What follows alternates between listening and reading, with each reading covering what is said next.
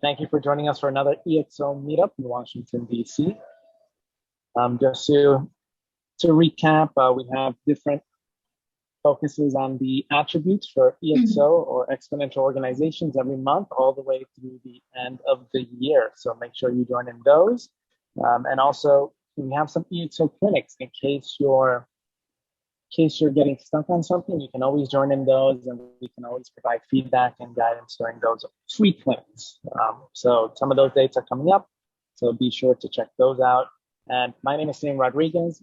I'm an ambassador and now a ExO consultant in Washington, D.C. And I work at Techstars, and I get to work with lots of innovations happening all over the world.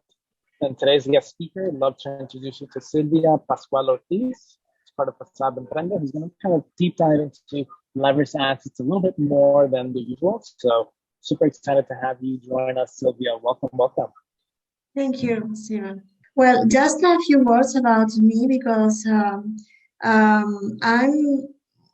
have the honor to get to know this community, the ExO community, just last year. At the end of 2019, I decided to change completely my professional career. Until that time, I really spent a lot of years, more than 20 or 25 years in the consultancy arena with the traditional methodologies. I think we all know about, quality management, excellence, sustainability, or strategy. All the methodologies that I think that most of the companies have tried during their evolution, and thanks to them, we are now here in order to engage other methodologies that can make organizations to become exponential and to survive in this VUCA environment that is surrounding us since a couple of years at least. But when I changed my career, I decided to leave this cage, the cage of my previous career, and to start on my own my personal career. And I decided to be facade. That means that to be free as a bird can be. And this is the name of my new project. And then in that moment, I got to know the ExO community, and I decided to get some certification. As you can see, consultant, sprint coach, and trainer. They are the main certifications I am applying at this moment. And I must say that it has completely changed my view of businesses and also what transformation means for companies and even society. Okay. So today I have the pleasure to be with you to talk a bit about one of the attributes in the ExO model that is called leverage assets. But I don't want to make assumption about what you know or not about this attribute. That's why, and also about the ExO methodology. So that's why I have prepared some slides just to remember some key issues about all of these attributes, methodology, and so I'm sure that we talk from the same perspective and with the same knowledge or base knowledge. As you can see, because of my experience with the ExO community, I create my own MTP that is helping organizations succeed through exponential transformation. Now, for me, the exponential transformation is my main goal, just trying to push here in Spain, where I'm living and working, to make this methodology to be known by companies and try to help them to transform it. Thank you to this methodology. As I told you, when I start knowing the ExO methodology, I realized that we are talking not about a methodology itself, but about a transformation ecosystem. That means that we are a lot of professionals, companies working around and collaborating around this methodology. And now today we are going to talk about one of the main attributes, or maybe I can say is one of the attributes I like the most, and I will show you why. Because I will share with you as just a brief history. It's about me, about when starting my certification as consultant, and I met marvelous people working with me just in order to be certificate. And I remember trying to get to know each other and sharing our lives. And in a certain moment, one of the members of my team asked me, what about your personal life, Silvia? And I said, well, I'm married, I live in the mountains in Madrid, I have a cat. And he said, do you have children? I said, no. In fact, we don't have any children, but because we have them leveraged assets. And then I show him this photo. Okay, let me let's say allow me to make this joke, because it's a joke. In fact, for me, family is very important, as I am the elder of 6 brothers and sisters. But it was just the way of saying, well, we have a lot of children around us because my husband is the director of a tennis club. And during the summer, we have the opportunity to be with all of children. They are not our sons, but we have the chance to be with all of them and share with them a fantastic summer. So you can see also they have this mask because of COVID. But anyway, we were this summer we had the opportunity to be together. So. In spite of my joke, this is the main idea of this attribute of leverage asset is how do you find abundance around you? How do you use assets around you, but you maybe don't have necessarily to own them, okay? This is the main idea, and I hope you understand the joke around this little story I share with you.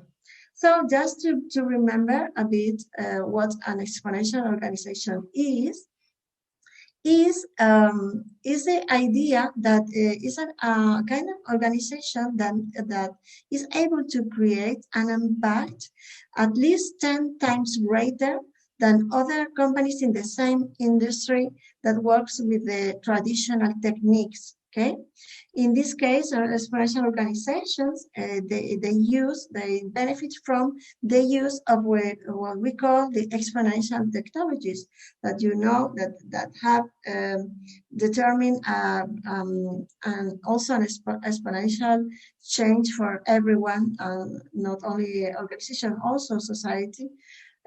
Because of they are demonetized, and we can do a lot of things that if these technologies didn't exist, we surely we wouldn't be able to. Today, for instance, I don't know if it's a global day, but here in Spain is the day of internet. And they were talking on the radio about what if internet didn't exist? What are the number of things you couldn't do today if we didn't have this technology, you know? And everything was thinking about a lot of things we couldn't do if we just didn't have internet, okay? So these organizations, you have here some logos I chose.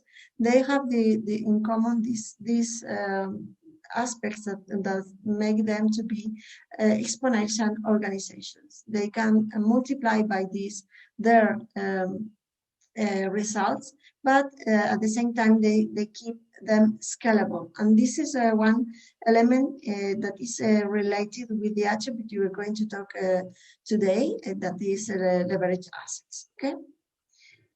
Just to remember also what exponential organizations have in common, I imagine some of you already know this image that shows the 11 attributes of the exponential organizations. You know that this book talks about the research that it was done, and by analyzing the exponential organizations that were already in the market, they all share these 11 attributes. They have this in common, that they are working in an internal side of the organization that is when we do this metaphor with our brain. In the left brain, you have this part that are the 5 attributes that we showed in ideas, interface, dashboard, experimentation, autonomy, and social technologies. But on the right side, we have what is related to right brain, that means creativity, growth, and also uncertainty. And in between these 5 attributes that we showed in scale, okay, we have our leverage assets that we're going to talk today, okay?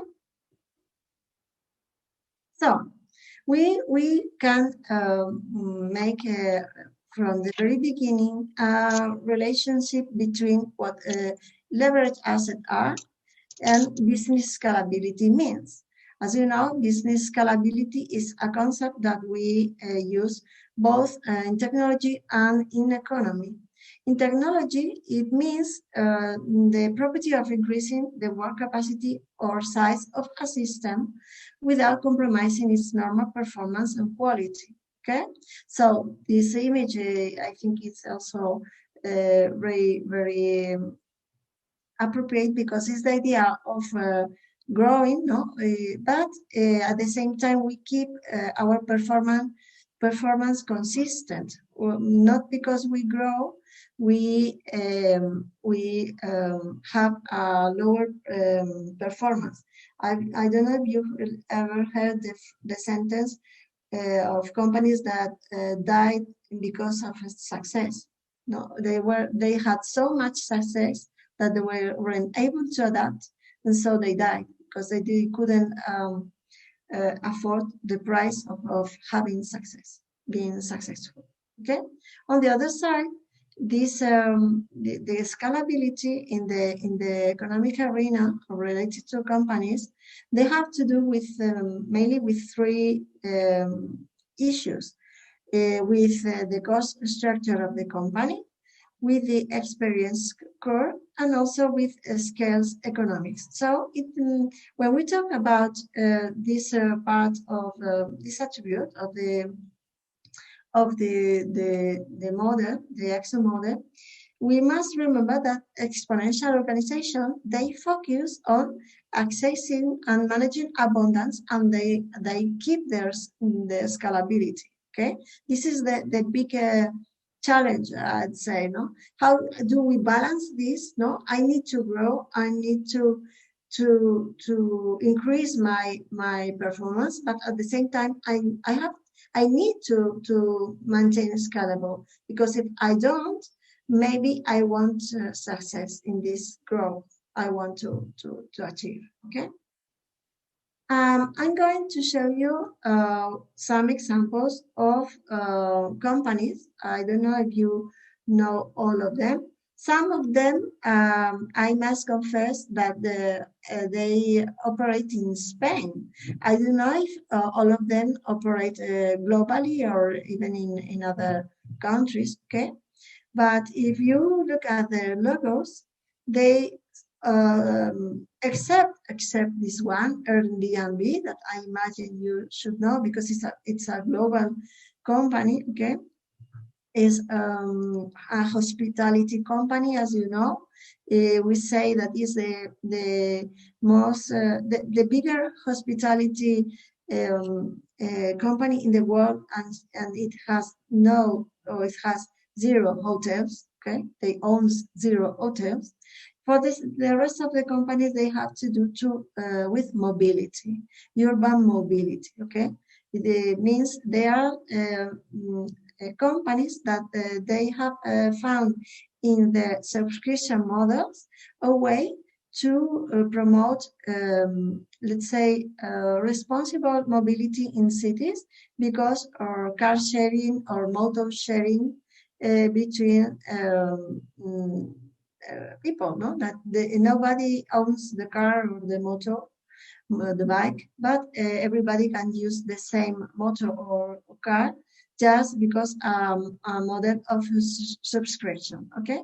And BlaBlaCar is a little different from the rest, because BlaBlaCar, as you know, is car sharing between particular people. I mean, the difference of this is that the companies, they don't own the cars or the bikes, but maybe the owner, there's an automobile owner that shares these assets with them in order to do business together.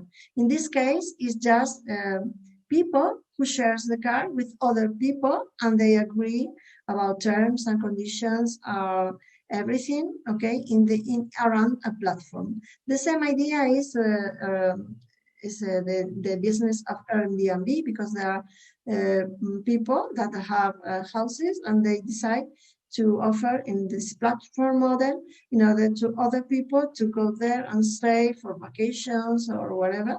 And they agree internally conditions, and the company ensures quality and ensures also all the other issues around the platform. And you have also Uber. I imagine you already know it.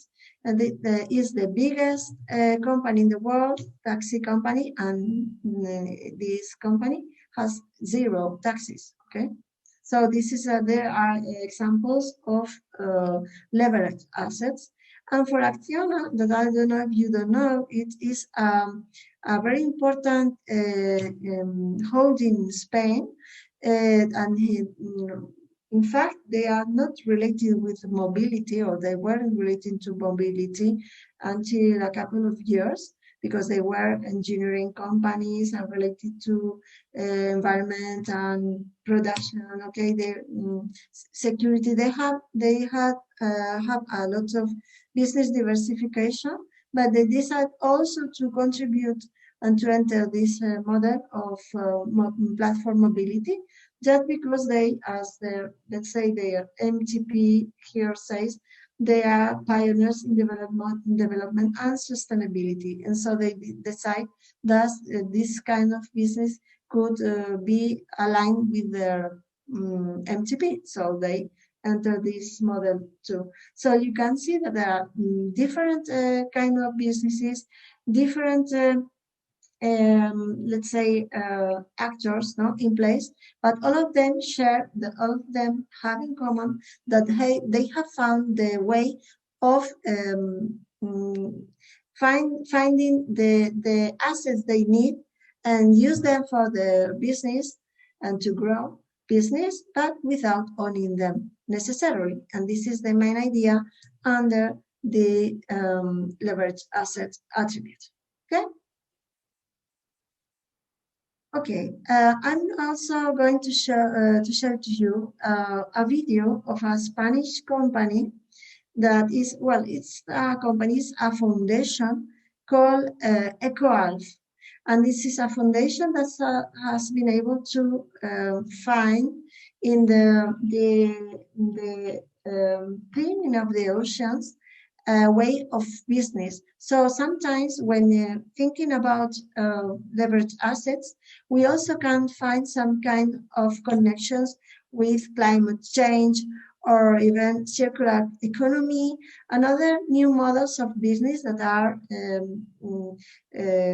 starting to this new path towards transformations of companies and also transformation of the world. So I'm going to show it. It's a very short video. I hope you enjoy it.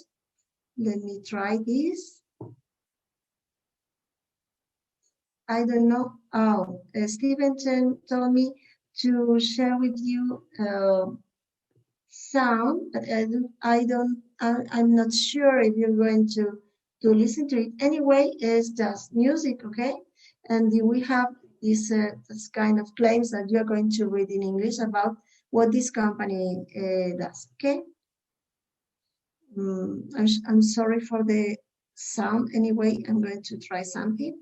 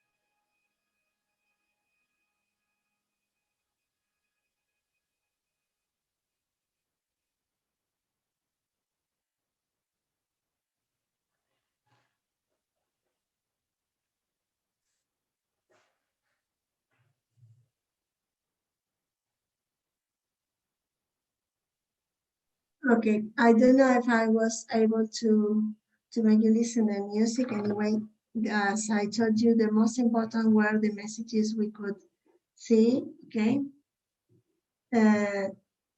let's go. Okay, back to our presentation. What's the most, I think, the most interesting idea behind this project? If you, as you can see, this foundation found that there were a lot of plastic in the sea. It's a foundation that it works in Valencia, in the Mediterranean, the east of the Spanish coast, and that is there that they do this activity of recycling the plastic in the ocean, the sea in this case. And as you could see in the video, there were fishermen that were picking up the plastic in their nets, but of course, this is not the business of a fisherman. The fisherman business is fishing fishes, okay, not plastics. So how did they were able to convince fishermen to do that? Because their purpose, their MTP was so strong, and these fishermen were so committed with the cleaning of their coasts and this community that they decided to help and decided to provide to this foundation this material that were not used, that they were polluting the sea, and also they were able to create new to give employment to non-employed people in the area. So as you can see, it's a project that is like global, because the number of impacts is able to create around this community is huge. You also could read about saving water, about a lot of impacts that they were able to create because of this project, and also the business around the manufacturing of clothes that they have every year, their own collection of clothes, let's say ecologic clothes. They are appreciated in the community. So this is an idea of how you can go very, very far when you think about leverage asset, when you think about all this wellness that is around, that is not used, and maybe just because you have the way of engage community, this was the case, you can have access to them. What this company did, this foundation, is just to give the fishermen the tools they need in order to, when they came to the harbor, put those plastics into some containers, and they picked up and they transform into tissues and clothes. And I will share with you also just a post the other day. One of the members of the community, Kevin Allen, shared with us in order to see how this idea could even have a bigger impact. What he shared with us was that thousand rivers in the planet send 80% of plastic to the ocean, and you can see in this photo all the coasts in the world that have all there where those plastic go to the sea. It's interesting the fact that this company is placed here in Valencia, in the east coast of the Spain, the Mediterranean area, and as you can see, it's not the coast lightened as the rest of the coast in the world. So if they are doing this project, this huge work, why shouldn't they replicate to other parts in the world in order to create this wealth, and share these discoveries with other people around the world? So you can see that when we think in an exponential way, we can also bring wealth, or we can what we say sometimes, exponential for good. We can do things that are, just because we think exponentially, we can also create other kind of impacts bigger than we even thought. Okay. So some keys when we talk about leverage assets, as you have seen, related to those companies that I was talking about, for instance, Airbnb, Uber, whatever. Let's say that non-ownership is the key to own the future. Okay, this is just a new paradigm. In the past, all the companies tried to own the assets they thought they were critical for the business, but now we are facing a moment of scarcity. Assets are not so available as were before, so also the prices are increasing. So it's the moment when we think about the scalability of our business and cost in our business. We can't allow to access to any asset as before, because we have to think about this. Their cost is increasing and they are scarce. Of course, as you have here, if the asset is rare or extremely rare, maybe property is the best option.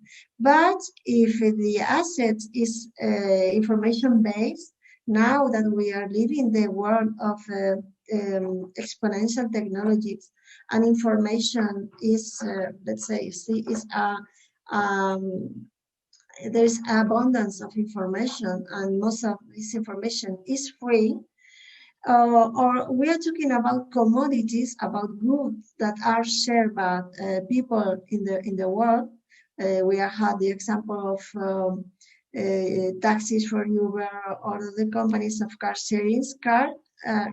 Today's a car is a good, really extended and really shared by everyone.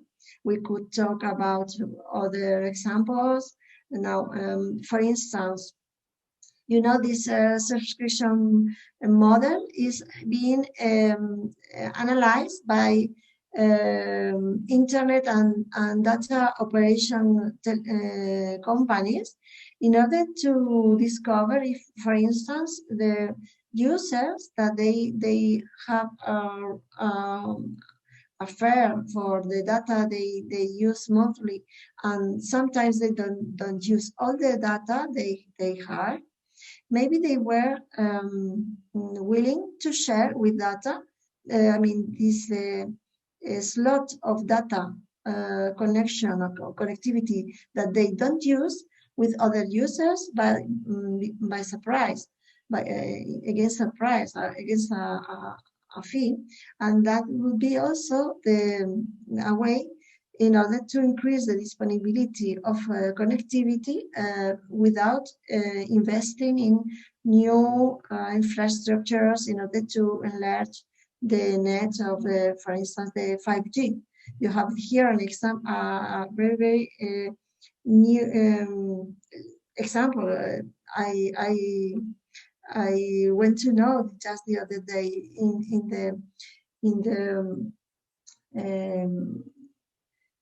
I was attending a disruption session around this our ExO certifications, and there was a team talking, in fact, about this. No, why don't users would share their data availability with other users because they don't use them and being paid for that. So really, as you have assets everywhere, okay? I think that the point is how to find them and how to use them for the benefit of your business, and how to convince other people that are the real owners of those assets to put them for the benefits, no, to share them for the benefit of the business. Okay, how do we do that? Because it's not easy. So we have to remember that in the case of attributes, normally a company that is considered to be exponential needs to have at least define his MTP, that is a massive transformative purpose, and she should apply at least 3 or 4 attributes in order to become exponential. So in this case, if we have a look at this model and we think about leveraged asset and what this attribute means, or the purpose of this attribute, okay, that is to find those assets that are not used or that you can't afford to have, or even just you don't have to or need to have in your own, own them. And how do we convince other people that are the real owners to put them for our growth as business? So the first thing we need is to have a very, very strong MTP, because this is what inspires our ecosystem. Is the example of the company I told you about, Equalf. They have a very, very strong and inspirational MTP for all the community around in the area. So they are willing to put their boats and fishing tools and harbor infrastructures and whatever to this company. So they together they are going to have a benefit, a common benefit. Okay. This is the first part, and also an MTP that helps you, as is this part of the model, the scale 1, that helps you to connect with abundance. We have to realize also that if we are talking about this kind of attributes, because we in this moment we are living a moment of scarcity. I remember when I was working in consultancy, I had the opportunity to have a meeting with a board of directors of a Spanish bank. But in Spain, there were 2 kinds of banks. The traditional bank at that time, because it doesn't exist anymore. At that time, I'm talking about 2003 or 4, at the beginning of the 2000, okay? we had the traditional banks, and we had another kind of banks that they were like social banks, and they have the engagement with society in the area, because they were most of them local banks, to invest 25% of their benefits in social projects. And that's why they were more, let's say their image was better than the traditional banks, that they didn't do necessarily those kind of projects. And by that time in Spain, we're living our first big financial crisis. And because of this crisis, this bank decided not to, as in benefits were decreased, they decide not to put so many money for social projects. And so this board of directors, they were very upset, because they didn't know what to do, because they didn't have money anymore to invest in social projects. And I remember having with them like let's call it a creativity session, no, in order to see what they could do. And in that moment, I remember me telling them, "Do you remember where you were young, or we were young?" And they didn't understand. And I said to them, "Yes, because when we were young, and even our kids, and also the young people today, we don't have much money for our activities. We don't have any income, so we depend on our parents. We don't have money." And they said, "Yes, that's true." And I asked them, "And so, because you didn't have money, you didn't have fun?" And they said, "No, we had fun." "Oh, okay. And so what did you do to have fun?" And they start remembering how, for instance, if they want to have a party, they started looking for resources, no? Looking this, I have a friend that have a garage. I have a friend that have a disco. I have a friend that have a fridge. I have a friend. I know somebody. I have a peer. So we didn't know how, but in just a question of half an hour, we have found all the assets we needed to our party. So I think this is the spirit. No, this was the spirit, and this spirit is because we didn't have the resources. We were living a moment of scarcity, and sometimes scarcity is what helps us to be creative and to find out where abundance is and where those assets are, in order to show those messages, or let's say those messages that engage people and community, in order to put them to the service of our purpose, business purpose. That's why we need also engagement of the community. Okay, so we have our leverage asset, but we need engagement of the community. Okay, but most of the times these assets are owned by other people in the community. Sometimes it's also related with staff on demand. It's the case of Uber, as I told you before.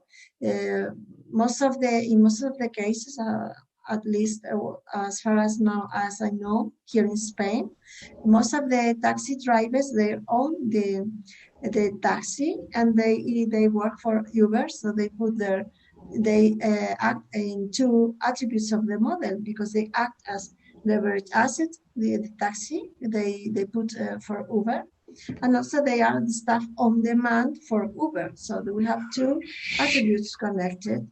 And also you need autonomy in order to let those people that own the assets to establish how they want to participate, how they want to be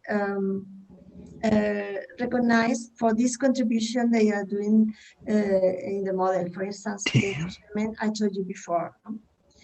So those would be most of the relationships that, as you can see, exist around our this model, that everything is interconnected. Let's say depends on the kind of organization you are, of course. But as you can see, we need to leverage on more than one attribute sometimes if we want to really go deep in one of the attributes. Okay, it's not enough just to push in this attribute. We need the contribution of other attributes that will ensure success in this one that we are interested in maximizing in our business model, let's say. Okay, just to finish, let's say also that I don't know if maybe this is repeat. I'm sorry. Oh, okay. No, I was just to end this small or debrief about this attribute. I think that is one of the main let's say focus of any company. I don't know if you have heard about the concept of red ocean and blue ocean. The red ocean is the idea of a market space where everything is competing.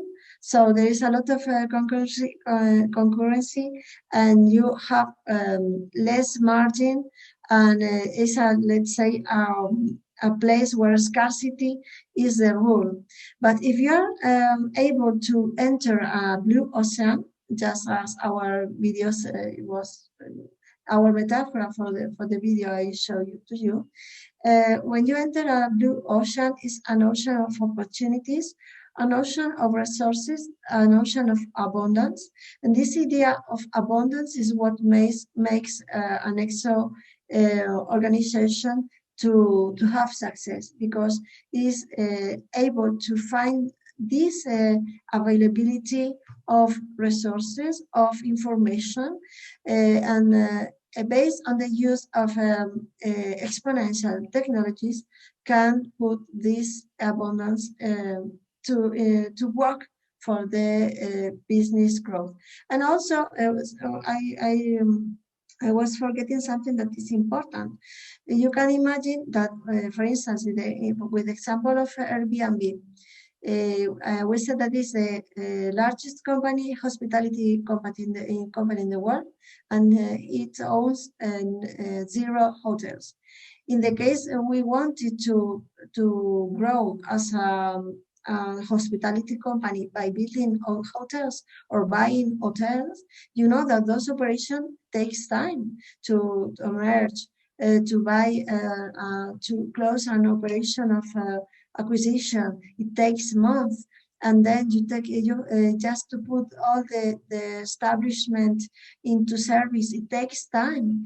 In this case, Airbnb can open every day thousands of new places and lodgements with no cost and in a fast way. So these are I think the main advantages of this attribute that I hope from now on you're going to try to find how you can push these leverage assets in order to make your business more scalable and more exponential. Okay, and this is my presentation. Thank you very much for the time you share with me. I don't know, Stephen, maybe we have a spare time for questions. Yep, and thank you so much, Sylvia, for the presentation. I guess our question here is, for a startup or business trying to get into this or start, how do they do that? How do you recommend they begin to tackle leveraged assets? On this particular attribute, you mean? Yes. Just this one. Okay. As I explained during my presentation, I think that the first I would start thinking about abundance. Okay, abundance I think is the key. Sometimes it's abundance of information. Sometimes it's abundance of gadgets. For instance, you have companies like Waze or companies that have developed mobile application, and the first thing they think about or they find out is how many people has a telephone, a mobile telephone, because every telephone in the world will be one of my assets. Okay, so I said the first thing you need to think of is where do you have this where is the abundance. Okay, it's true that it depends on the kind of business you have. I don't know in this case which one we are talking about, but if you are able to think about abundance, I think immediately you will find behind that asset that is shared with this community or is shared in your sector, in your industry. Okay, I think this is the first step. And when you think of abundance, it has been related also directly with, as I explained, with your purpose, with your MTP. Depends on the kind of company you want to be, on the kind of impact you want to create in your community. This morning, precisely, I was talking with the company where created the MTP. They were thinking about the MTP, and you need to think about, let's say, for things, no?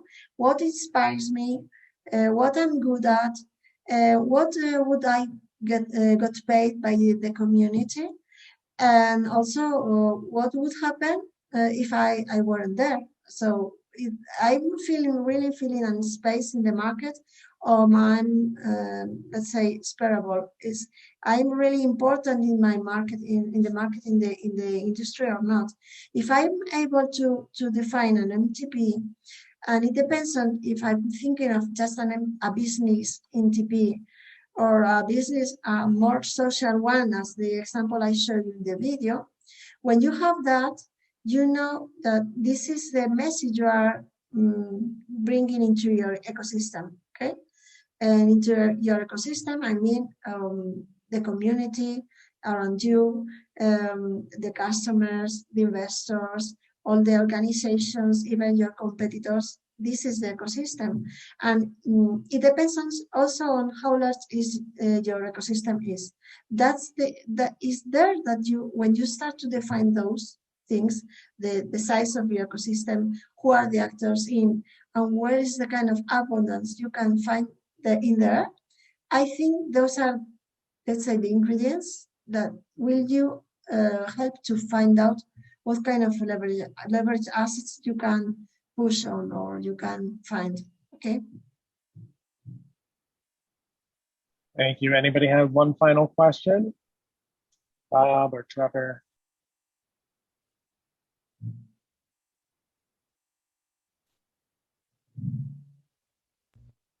Yeah, excuse me. I mentioned that I'm sorry I missed the meeting, and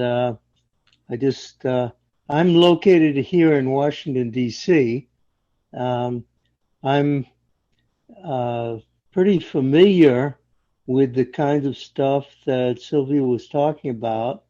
I'm a member of Abundance Digital. I have been for a year or so, and I read the Exponential Organization book and the book about the sprints.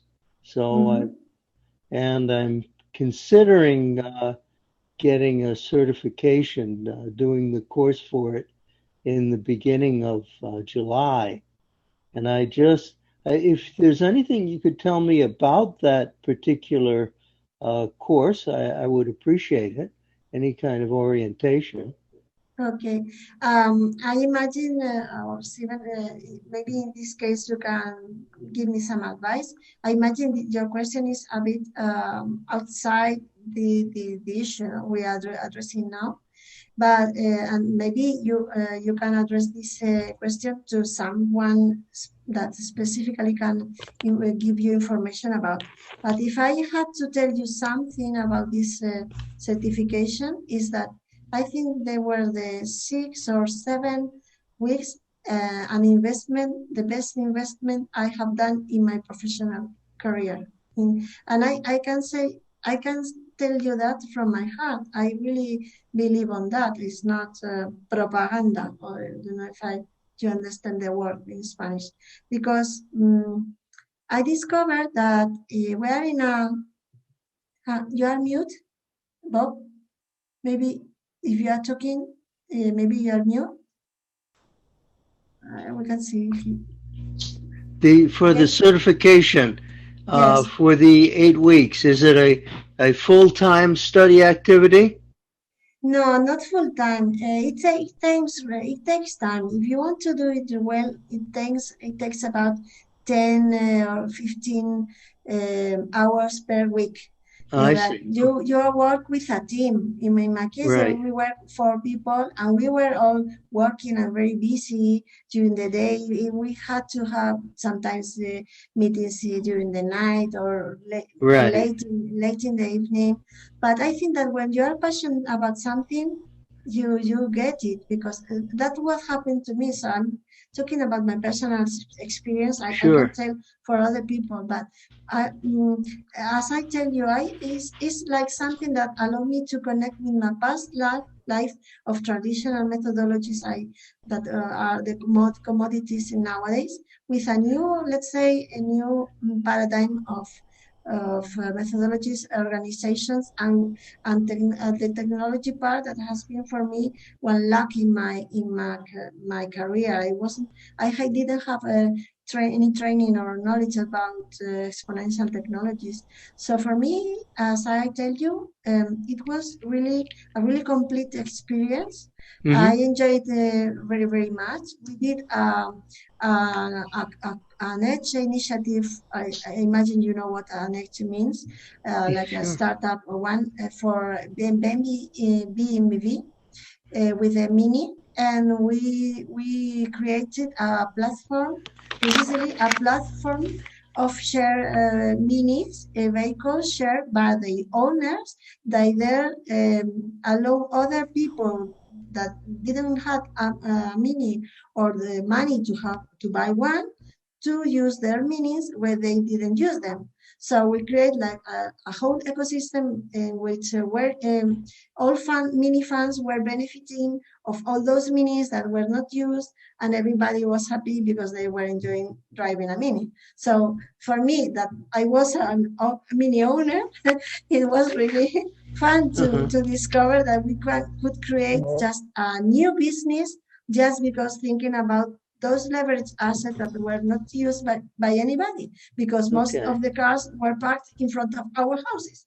So if I tell, I don't think I can tell you anymore. I was really pleased with this experience.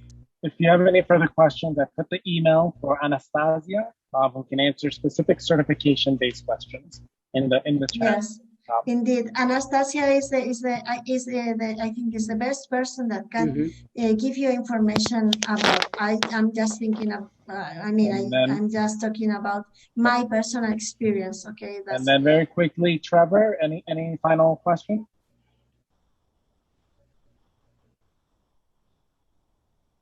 You might be muted, Trevor. Finally unmuted. Hi, Senor Pascual Ortiz. Thank you for the presentation. Thank you, Trevor. Sure. The first question that was asked, I think that was mine. I specifically do have a business in mind. I was hoping you could point me to a resource. I can expand a little bit. I know we don't have much time, but here's the concept. An Uber-like airport-to-airport interface to help passengers take advantage of nearby regional city airline ticket disparities. For example, I live in Washington, D.C., and oftentimes I travel to either Toronto, Canada, or Jamaica, where my family's from. And the flights in New York City are much cheaper than here. But of course, there is no resource. If I'm going to New York, I either got to get on a train and then maybe take a cab. It all adds up. But if all I had to do was get to my local airport and a van could take me to the airport in the other city where I could catch my flight, I think I could a person could save $200, $300 on a plane ticket easy. And it's also cheaper for corporations who buy a lot of last-minute plane tickets that can take advantage of nearby cities. With either you live in a small city, you can fly out of the bigger city, or you can compare prices. I call it travel arbitrage. So I'm trying to go through the process to develop it, to evaluate it, see if it would work. So could you direct me to a process or a book I should read or something? Okay, Trevor, I think that in this, we are talking just today about an attribute, but as you know, in order to cover this methodology, you need to do a sprint, what we call a sprint. A sprint is an order of activities and phases you have to cover, and I think the most important thing is not that it takes 10 weeks, but the most important thing is that there is a part of this trip. Yeah, let's say it's a trip, okay? Trip to exponentiality, where you need to experiment, okay? You must create some hypotheses about your business, and these hypotheses you need to test them, and so you need to make experiments and to gather information and to ask people you are thinking of they would be interested in this service, or people that you think they were interested in putting their vans or whatever to the service of your business in order to carry people from one airport to the other airport. Those are assumptions you have, and the only way to know if this is possible or not is when you create the hypothesis and you test them both with users or with staff on demand in the case you are going to use this attribute, or with the community itself, because sometimes, for instance, I put just an example, a quick example. In Spain, we have what we call fast kitchen, and it was created because of the COVID, that because restaurants were closed, and so some in the communities, in houses, the people started to cook food in order to sell them to take away. And what happened? That they didn't ask community, and the neighbors in the community were not. They didn't agree the idea because they were cooking by night. They were bringing ingredients anytime. They couldn't park their cars because the truck was in the middle of the street. Did you ask those people if they were interested in you doing that business? And now they have a problem in the tribunals because they weren't allowed. They didn't have the license to do that. So you need to experiment and you need to test your hypothesis. It's not only a fact that I have this van, I have these other people, and this one he wants to go from here to there. You need to see if your business is scalable. If there's really an abundance of people wanting to do so. That is your idea, So I think that it's important you get this method.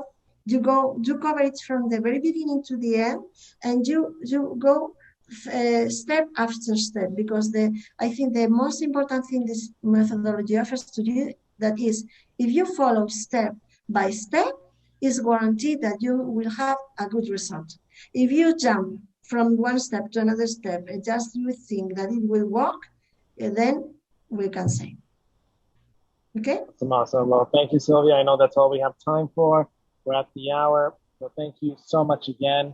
I want to remind everybody that this is just the starting point. Get immersed in the process as much as you can. Get guidance and coaching through lots of the resources, or getting certified in some way, and then there's lots of opportunities to grow and connect through the process. Hi, Stephen. Yep, we're doing these every month. So just be aware that the next one is on engagement, and you can also check into some of the credits. And if you want more information, openexo.com/events-list. And of course, there's different resources, but thank you so much all for tuning in